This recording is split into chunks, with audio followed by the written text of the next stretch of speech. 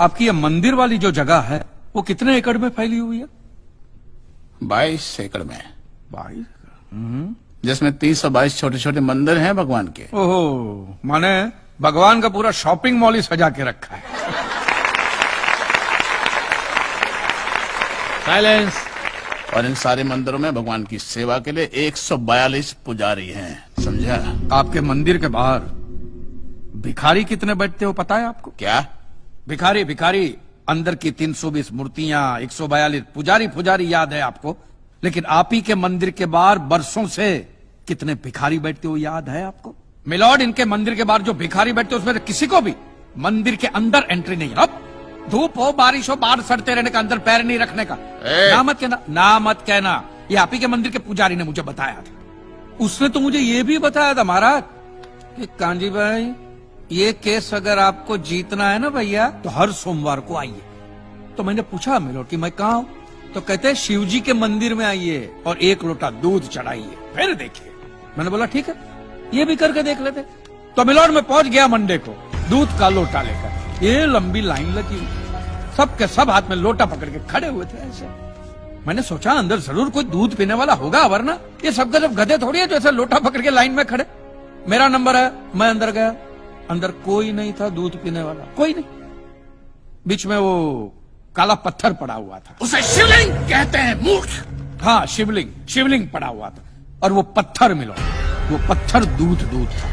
और वो पत्थर के बिल्कुल बगल में से छोटी सी पतली सी नाली में से वो सारा दूध बाहर की ओर जा रहा। मैंने बोला कि यस, बाहर तो कोई खड़ा ही खड़ा होगा दूध पीने वाला। देखा बाहर भी कोई नहीं था। वो सारा दूध मिलो उस नाली से निकलकर बाहर गटर में जा रहा, टोटल वेस्ट। और वो गटर को लग के एक भिखारी खड़ा हुआ था, बेचारा 4-5 दिन का भूखा होगा महाराज, भूख के मारे वो कांप रहा था। उसको शायद ये दूध ही पीना था, लेकिन गटर में से कैसे? तो उस भिखारी को मैंने मेरा दूध का लोटा दे दिया और दूध पीकर उसने मुझसे क्या कहा पता है? भगवान तेरा भला करे।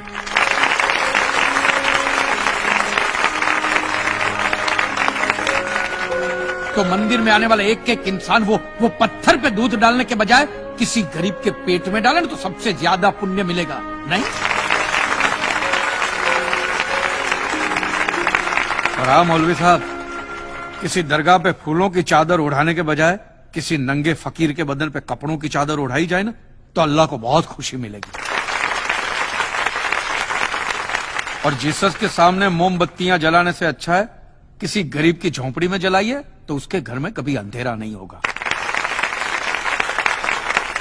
क्यों, तुम भी भगवान को नहीं मानते क्या? अरे मैं खुद भगवान हूँ। अच्छा, तो मैं अमिताभ बच्चन हूँ।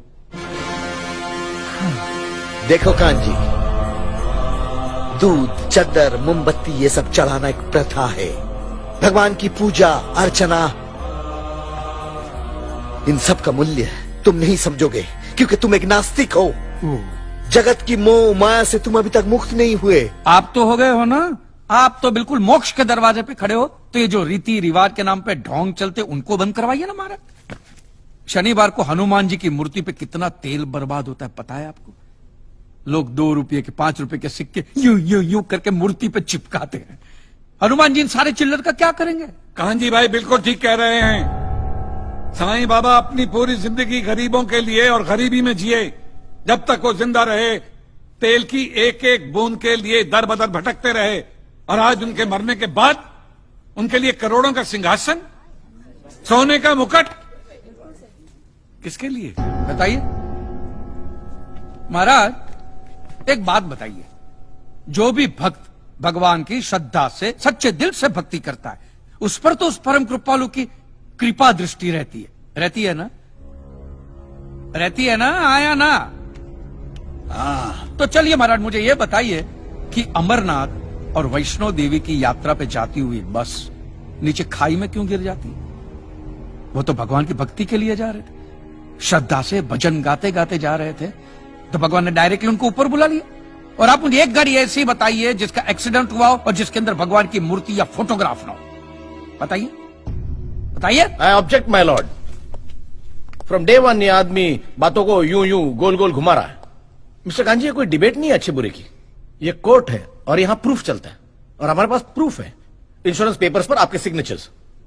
इसलिए लीगली आपको कोई हक नहीं बनता इंश्योरेंस कंपनी से पैसे और मांगने जहां तक हमारा प्रश्न है, बीमा कंपनी के नियमों को हम नहीं मानते। अगर उन्होंने लिख दिया कि भूकंप जज साहब ने करवाया है, तो क्या जज साहब पैसे देंगे? इसी तरह पॉलिसी में भगवान का नाम लिख देने से भगवान पैसे देने के लिए प्रतिबद्ध नहीं होते। अगर आप चाहते कि भगवान आपके पैसे लौटा दे, तो ये प्रूफ करो कि ये भूकंप भगवान ने किया है, किया ही है ना। इन राइटिंग है, कहीं लिखा हुआ तुम्हारे पास है? Any proof? मिलॉर्ड, ये mister kanji, court of law में सिर्फ दलीलों पर फैसले नहीं होते। आपकी दलीलें, आपके आर्गुमेंट्स आम जनता के लिए कितने भी वैलिड क्यों ना हो, लेकिन अगर आप उन्हें साबित नहीं कर सकते हैं तो उनका कोई मतलब नहीं। आपके पास कोई सबूत है? You may please proceed.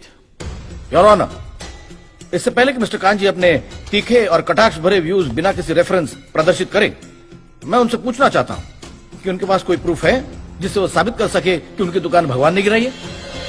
Milord, अब जो सवाल मैं पूछने जा रहा हूं उसके लिए मुझे एक ज्ञानी पंडित की जरूरत है। तो आप मेरे जो भी कोई ज्ञानी पंडित है वो यहां पे आए, सिर्फ ज्ञानी आए, ज्ञानी। हाँ, आप बैठ जाइए।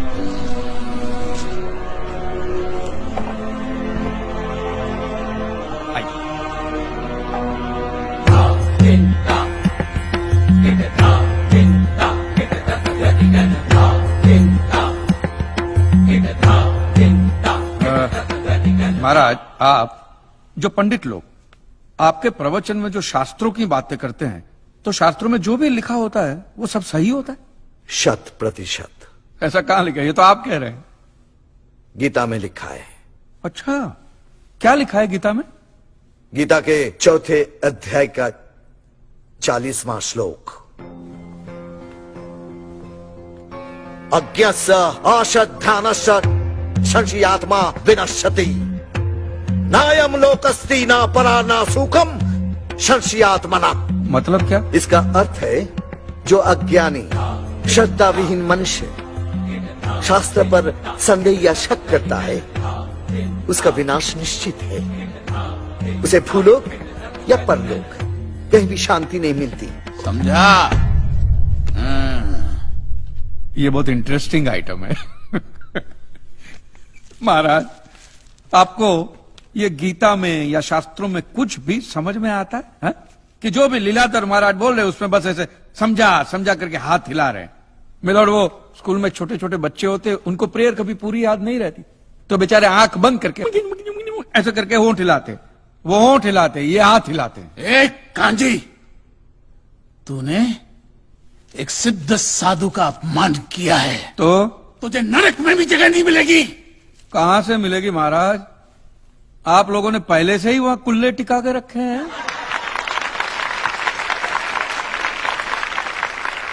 तेरा ये दुस्साहस नास्तिक!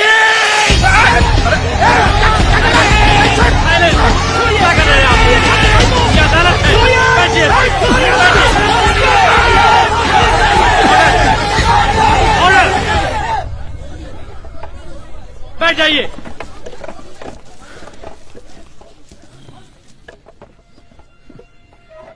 दुखेष्वनु द्विग्न मनः सुखेषु विगत स्पृह वितराग भय क्रोध स्थित धीर मुनि रुच्यते।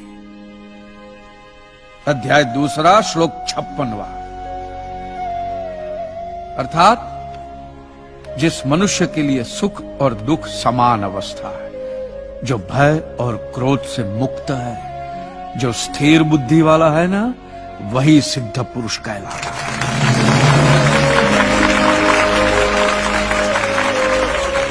ये मुझे गीता सिखाएंगे? अरे ये क्या गीता सिखाएंगे मिलॉर्ड? इन लोगों की तो आईक्यू भी रूम टेम्परेचर से लो है। आपको 2 बात किया कही मैंने उकसाने के लिए, भड़काने के लिए, मुझे मारने चले हैं? ऐसी है आपकी सिद्धि सिद्धेश्वर? मिस्टर कांजी, उनकी सिद्धि क्या है, यह कोर्ट का मुद्दा नहीं है। कोर्ट का मुद्दा यह है कि आपकी दुकान किसने गिराई। भगवान ने गिराई है। ये आप फैसला सुना रहे। फैसला सुनाना जज साहब का काम है, आपका नहीं। आपको तो सिर्फ प्रूफ करना है कि उस दिन जो भूकंप आया वो भगवान की वजह से आया था, जो प्रूफ करना इम्पॉसिबल है। Relax relax relax, nothing is impossible. Swami ji एक बात बताइए, भगवान ने ही ये भगवत गीता कही है, कही है, और भगवत गीता में जो भी कहा गया है वो सब सच है? 100%। Point to be noted milord.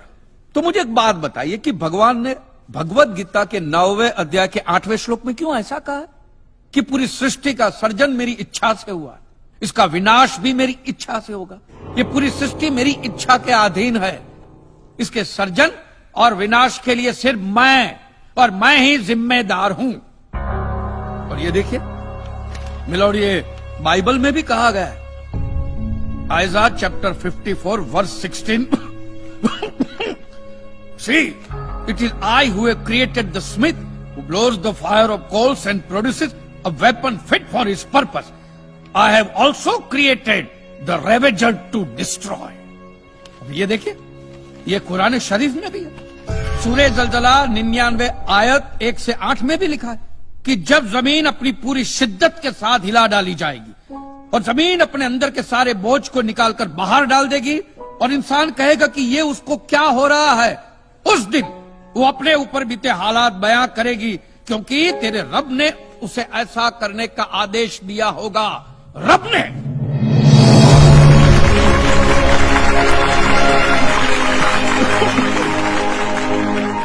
इन सारी बातों का मतलब एक ही होता है मिलोन, कि ये भगवान द्वारा किए हुए भूकंप से ही मेरी दुकान गिरी है। मतलब it is an act of God. ये सब ऊपर वाले की करनी है, और मेरे साथ साथ जिन लोगों का नुकसान ऊपर वाले की वजह से हुआ है उन सब के पैसे भी ऊपर वाला ही देगा, नहीं तो उनके collection agent. Your honour, mister Kanchi Leeladhar Swami को बातों में फंसा रहे। सरदेसाई जी, क्या कर रहे हैं आप? अरे बोलने दो, उससे बोलने दो। अगर ये प्रूव हो जाता है कि भगवान है तो हम लोग पैसा देने से बच जाएंगे। अच्छा, पूरा दोष अब आप हम पर थोपना चाहते हैं। अपनी स्कीम से बचने के लिए आप भगवान का नाम नहीं ले सकते, क्योंकि भगवान पर सिर्फ हमारा कॉपीराइट है। कॉपीराइट? अरे 2 मंदिर क्या बनवा दिए? भगवान आपके बाप का मालूम है? खबरदार, हमारा संप्रदाय तुमको छोड़ेगा नहीं। क्या कर रहे हो? साइलेंस। रिलैक्स। आज तक तो मिलॉर्ड सिर्फ इतना ही सुनने में आया था कि भगवान की आरती होती है, आराधना होती है, यज्ञ वगैरह होता है। आज तो ये भी सुनने को मिल रहा है कि भगवान के कॉपीराइट भी होते हैं। भगवान के कॉपीराइट ऊपर वाले की ब्रांड बना दी है इन्होंने। आज मुझे विश्वास हो गया है कि भगवान नहीं है, बिल्कुल नहीं है, हो ही नहीं सकता, क्योंकि अगर वो होते तो उसने आप जैसे पाखंडियों को तो कब का उठा लिया होता। मुझे जो करना था वो मैंने साबित कर दिया है मिलोन। अब इसका पूरा फैसला